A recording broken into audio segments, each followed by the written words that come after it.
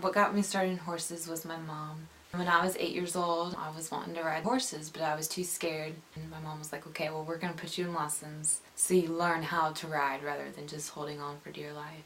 Well, I started out in 4-H, and with that there's a county horse show fair in July, and then the state fair is in August. When I was starting out, that was just enough. But then as I started branching, I started doing well.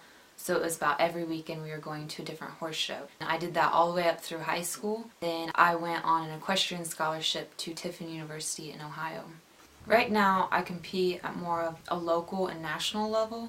I'm in IBRA, which is International Barrel Horse Association, and GBRA, which is Girls Barrel Horse Association. In barrel racing, there's a timer that is set before the first barrel, and it's in a cloverleaf pattern. So you go around the first barrel, and then you go straight across the arena to the second barrel, and then you go up to the top of the clover, and then what is called running home.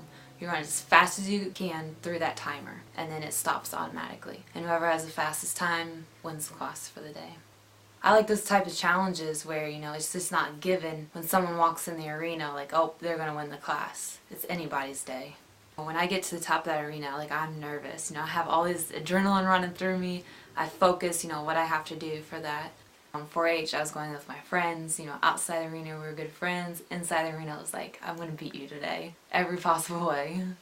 With horses, it's the horser and the rider. If the rider's having a bad day, then, the horse and the rider's not going to mesh well because the horse goes off of the rider. If they're nervous, if they're not feeling well, if they're excited, the horse feels all of that. With my passion of it, I try to take the best care of my horse, cool down after I ride, make sure he's bathed, before I go and have fun with my friends. With the saddles and the bridles, all the leather, you're supposed to clean them every time after your ride just to check the leather, because you never know when you might be riding and that might snap.